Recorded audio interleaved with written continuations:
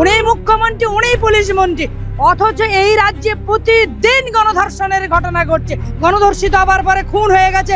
Park স্ট্রিটের ঘটনা, কামদেনির ঘটনা, মধ্যমগ্রামের ঘটনা, কুচবিহারের ঘটনা, কাকদ্বীপের ঘটনা, পিংলার ঘটনা, কালীগঞ্জের ঘটনা, কৃষ্ণনগরের ঘটনা, এরকম অসংখ্য ঘটনার কথা আমি উল্লেখ করতে পারবো। মহিলা মুখ্যমন্ত্রী, অথচ এই রাজ্যে কোনো মহিলা সুরক্ষিত নয়। নারী দিবস আজকের দিনে দাঁড়িয়ে বাংলার নারীরা কতটা সুরক্ষিত? বাংলার নারীরা একদমই সুরক্ষিত নয়। মহিলা মুখ্যমন্ত্রী, অথচ এই রাজ্যে কোনো মহিলা সুরক্ষিত নয়। শুধু একজন মহিলা সুরক্ষিত, যিনি মুখ্যমন্ত্রী। উনি মুখ্যমন্ত্রী, উনি পুলিশ মন্ত্রী, অথচ এই রাজ্যে প্রতিদিন গণধর্ষণের ঘটনা ঘটছে। উনি যেদিন থেকে ক্ষমতায় এসেছেন 2011 সাল থেকে, আর 2012 সালের থেকে রাজ্যের 12টা তিনি বাজিয়ে দিয়েছেন। রাজ্যের 12 কোটি মানুষের তিনি 12টা বাজিয়ে দিয়েছেন। কোনো মা বোনের নিরাপত্তা নেই। কত ঘটনা, ধর্ষণের ঘটনা, শ্লীলতাহানির ঘটনা, গণধর্ষিত হবার পরে খুন হয়ে গেছে। পার্ক স্ট্রিটের ঘটনা, কামদেনির ঘটনা, মধ্যমগ্রামের ঘটনা, কুচবিহারের ঘটনা, কাকদ্বীপের ঘটনা, পিংলার ঘটনা, কালীগঞ্জের ঘটনা, কৃষ্ণনগরের ঘটনা, এরকম অসংখ্য ঘটনার কথা আমি উল্লেখ করতে পারবো। একটা ক্ষেত্র, এবং রানাঘাট কনভেন্টে একজন 75 বছর বয়স্কা সন্ন্যাসিনী 2013 সালের 13ই মার্চ গভীর রাতে ওই সন্ন্যাসিনী তার কর্মক্ষেত্রে গণধর্ষিত হলেন। পরের দিন সন্ন্যাসিনী সূর্যোদয় হবার আগে আমাদের রাজ্য ছেড়ে অজ্ঞাতবাসে চলে গেলেন। আজও সন্ন্যাসিনী কোথায় আছে আমরা কেউ জানি না। মহিলা মুখ্যমন্ত্রী ওই সন্ন্যাসিনীর পাশে দাঁড়িয়ে সন্ন্যাসিনীর চোখের জল মোছবার কোনো প্রয়োজন অনুভব করেননি। সেজন্য এখানে মা বোনদের কোনো নিরাপত্তা নেই। আন্তর্জাতিক নারী দিবসে আমরা বলতে চাই যে সমস্ত নারীদের সুরক্ষা, নিরাপত্তা দিতে হবে। এই মুখ্যমন্ত্রী, মহিলা মুখ্যমন্ত্রী দিতে পারবে না। তার কারণে সবসময় ধর্ষকদের পক্ষ অবলম্বন করেন।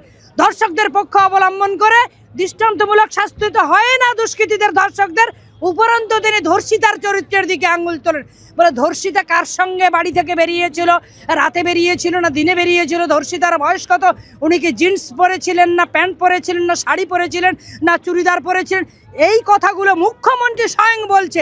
এবং তার সরকারকে নাকি মেলাইন করার জন্য মহিলারা নাকি ধর্ষিত হয়েছে বলে প্রচার করছে।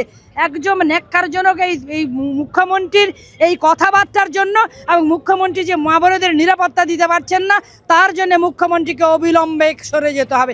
এবং রাজ্যের মায়েরা সে সিদ্ধান্ত নিয়েছে, ওনাকে এবারে হটিয়ে দেবে। পরিবর্তন কি সম্ভব? পরিবর্তন যাত্রায় আপনারা বেরিয়েছেন? হ্যাঁ, পরিবর্তন অবশ্যই সম্ভব। আপনারা দেখতে পাচ্ছেন না, প্রায় 400 কিলোমিটার রাস্তা। 1 জানুয়ারি এবং 2 জানুয়ারি, 1 জানুয়ারি,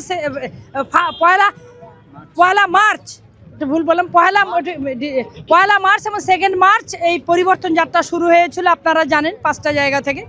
তারপর 2 দিন যেহেতু হোলি, দোল পূর্ণিমা ছিল 3, 4, আবার 5 তারিখ থেকে শুরু হয়েছে। গোটা রাজ্যের বিভিন্ন প্রান্তে, বিভিন্ন বিধানসভায় চলছে পরিবর্তন যাত্রা। 5 তারিখ জঙ্গিপুর সাংগঠনিক জেলার জঙ্গিপুরের ম্যাকেঞ্জি পার্ক থেকে 5 তারিখ শুরু হয়েছে। এতক্ষণ পর্যন্ত প্রায় 20খানা বিধানসভা কভার করে 400 কিলোমিটার রাস্তা রান করে আজকে আমাদের এখানে বেথুয়াতে পরিবর্তন যাত্রা এসে পৌঁছেছে। এবং এই দীর্ঘ পথে লাখ লাখ মানুষ এবং হাজার হাজার মানুষের উৎসাহ, উদ্দীপনা এবং আবেগ আশ্রয়ে পড়েছে। তাতে বোঝা যাচ্ছে যে এবারে মানুষ সিদ্ধান্ত নিয়েছে, মা বোনেরা সিদ্ধান্ত নিয়েছে, বেকার যুবক যুবতী সিদ্ধান্ত নিয়েছে, কৃষকরা সিদ্ধান্ত নিয়েছে, শ্রমিকরা সিদ্ধান্ত নিয়েছে, মেহনতি মানুষ সিদ্ধান্ত নিয়েছে, আপামর মানুষ সিদ্ধান্ত নিয়েছে যে বিজেপিকে তারা এবারে ক্ষমতায় নিয়ে আসবে, ডাবল ইঞ্জিন সরকার করবে। বিজেপি আসছে, তৃণমূল যাচ্ছে, তৃণমূল আর নেই, তৃণমূল নেই।